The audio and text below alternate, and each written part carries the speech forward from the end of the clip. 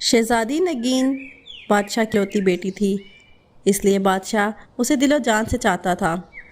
وہ نہایت حسین و جمیل اور عقل مند تھی۔ جب وہ بڑی ہوئی تو بادشاہ اور ملکہ کو اس کی شادی کی فکر ہوئی۔ اسی دوران اس کے 2 شہزادوں کے رشتے بھی آ گئے۔ بادشاہ کو فیصلہ کرنا مشکل ہو گیا کہ اس کی شادی کسے کرے۔ اس نے اس بارے میں ملکہ سے بھی مشورہ کیا، مگر وہ بھی کسی نتیجے پر نہیں پہنچ سکی۔ وہ دونوں پڑوسی ملکوں کے شہزادے تھے۔ ایک شہزادے کا نام شاندار تھا اور وہ نہایت نیک، عقل مند، بہادر اور بہت خوبصورت تھا۔ دوسرے شہزادے کا نام دلشاد تھا۔ وہ نہ تو نیک اور عقل مند تھا اور نہ ہی بہادر۔ اس نے چپ کے دل میں سوچ لیا تھا کہ شہزادی نگین سے شادی کرنے کے بعد کوئی سازش کر کے بادشاہ کے تخت پر قبضہ کرے گا۔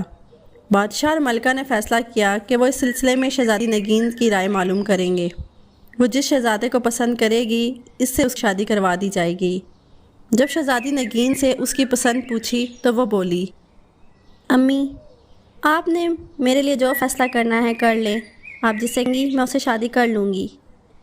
ملکہ یہ بات سن کر خوش ہو گئی۔ اس نے شہزادی نگین کو گلے سے لگا لیا۔ جیتی رہو، تمہارے لیے 2 شہزادوں کے رشتے آئے ہیں جن کے بارے میں ہم تفصیل تمہیں بتا ہی چکے ہیں۔ ہماری سمجھ میں کچھ نہیں آ رہا کسے ہاں کریں اور کسے نہ۔ تم فیصلہ کر کے ہمیں بتا دو کہ کس سے شادی کرنا پسند کرو گی۔ امی، میں نے کہا نا، آپ جسے فیصلہ کریں گی مجھے منظور ہوگا۔ کہہ تو رہی ہوں کہ ہمیں سمجھ کچھ نہیں آ رہا۔ تو پھر ٹھیک ہے، میں اس شہزادے سے شادی کروں گی جو میری 3 شرطیں پوری کرے گا۔ وہ شرطیں کیا ہیں؟ میری پہلی شرط یہ ہے کہ وہ اس میں تیر کر دکھائے جس میں آدم خور مگرمچھ رہتا ہے۔ میری دوسری شرط یہ ہے کہ وہ چاولوں سے بھری ایک بڑی دیگ کھائے۔ میری تیسری اور آخری شرط یہ ہے کہ وہ سوتا ہوا گھوڑا لائے اور اس پہ سواری کر کے دکھائے۔ اس کا مطلب ہے کہ تم شادی کرنا ہی نہیں چاہتی۔ کوئی بھی تمہاری یہ عجیب و غریب شرطیں پوری نہیں کر سکے گا۔ تمہیں پتہ ہے نا تالاب کا آدم خور مگرمچھ کتنا خوفناک اور بڑا ہے۔ کس میں ہمت ہے کہ وہ اس تالاب میں تیر کر دکھائے؟ پھر کون سا شہزادہ دیگ بھر چاول کھا سکے گا؟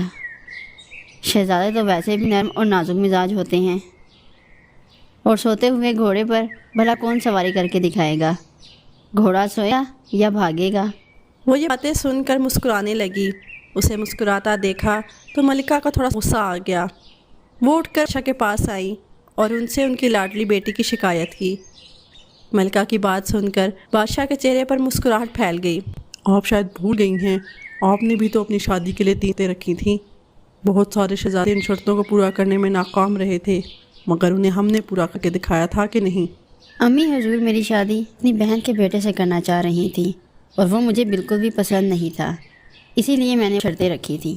پہلے میری یہ سمجھ میں نہیں آ رہا تھا کہ شہزادی کی شادی کس سے کریں۔ اب یہ سمجھ نہیں آ رہا کہ اسے کیسے سمجھا کہ وہ اپنی بیتوکی شرطوں سے باز آ جائے۔ اس بارے میں آپ کو فکر مند ہونے کی ضرورت نہیں۔ ہماری شہزادی چاہیے ہے کہ اس کا شوہر بہادر ہونے کے ساتھ ساتھ عقل مند بھی ہو۔ اگر کوئی سے بھی عقل لڑائے تو شہزادی کی شرطیں بآسانی بھی کر سکتا ہے۔ ہم دونوں شہزادوں کے سامنے شہزادی نگین کی شرط رکھ دیں گے، جس نے بھی انہیں پورا کر دیا اس کی شادی شہزادی سے کر دی جائے گی۔ بادشاہ نے الچی بیچ کر دونوں شہزادوں کو ان کے ملک سے اپنے محل میں بلوا لیا۔ دونوں شہزادے اپنے غلام کے ساتھ حاضر ہو گئے۔ بادشاہ نے سب کو شاہی مہمان خانے میں ٹھہرایا اور ان کی خوب خاطر مدارت کی۔ شام کو بادشاہ ان شہزادوں سے ملا تو اسے شہزادہ شاندار بہت پسند آیا۔ وہ اس کی شکل و صورت و وجاہت سے بہت متاثر ہوئے تھے۔ دو شہزادہ جس کا نام دلشاد تھا، دونوں کو ایک آنکھ نہیں بھایا۔ ملکہ کو بھی شہزادہ شاندار اتنا اچھا لگا کہ وہ شہزادی نگین کے پاس گئیں اور اسے بولیں، بیٹی، تم اپنی شرطیں واپس لے لو اور شہزادہ شاندار سے شادی کر لو۔ ایسا شوہر تو قسمت سے ہی ملتا ہے۔ اگر پہلی شرط کے دوران ہی مگرمچھ اسے کھایا تو بہت برا ہوگا۔ اگر میں اپنی شرطیں واپس لیتی ہوں تو اس میں میری بے عزتی ہے۔ شہزادہ اگر میری شرطیں پوری کرتا ہے ٹھیک ہے، ورنہ اپنے گھر جائے۔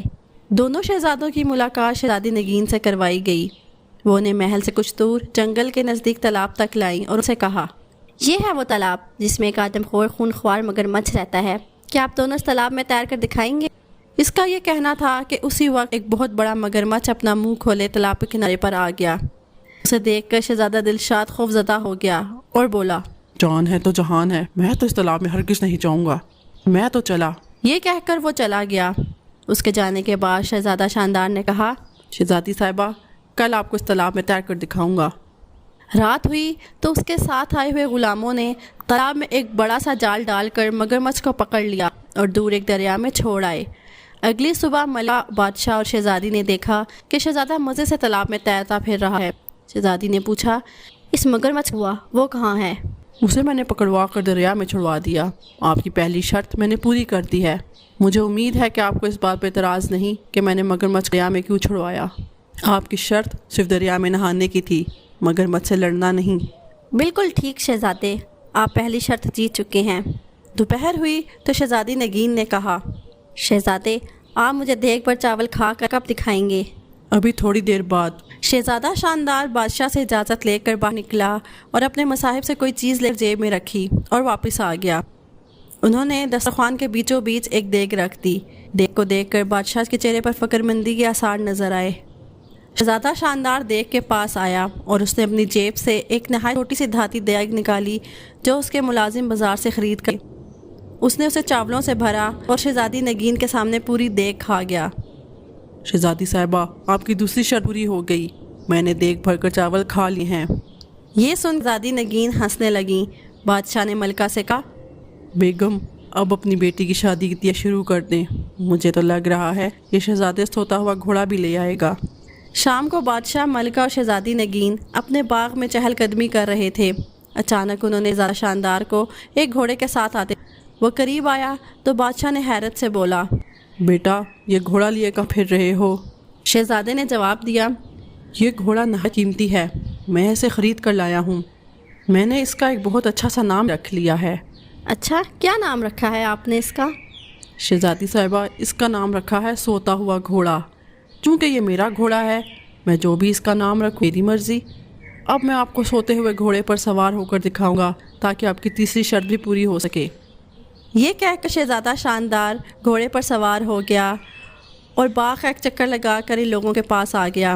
یہ سب دیکھ کر ملکہ اور بادشاہ کا ہنس ہنس کے برا حال ہو گیا۔ کچھ دیر بعد شہزادی بولی، ہم چاہتے تھے کہ ہماری شادی ایک ایسے شہزادے سے ہو جو بہادر ہونے کے ساتھ ساتھ عقل مند بھی ہو۔ ہم نے شرطیں اسی لیے رکھی تھیں کہ انہیں پورا کرنے والے کی ذہانت کا امتحان ہو سکے۔ تھوڑے دنوں کے بعد دونوں کی خوب دھوم دھام سے شادی ہو گئی اور وہ دونوں ہنسی خوشی رہنے لگے۔ مزید اچھی اسٹوریز کے لیے ہمارے چینل کو سبسکرائب کر دیں اور ساتھ یہ کہ بیل آئیکن کو بھی پریس کر دیں تاکہ ہماری آنے والی ہر نئی اسٹوری آپ تک سب سے پہلے پہنچ سکے، اور ساتھ ہی ساتھ ہماری ویڈیوز کو لائک اور اپنے فرینڈز اور فیملی کے ساتھ شیئر کر دیں۔ Thanks for watching.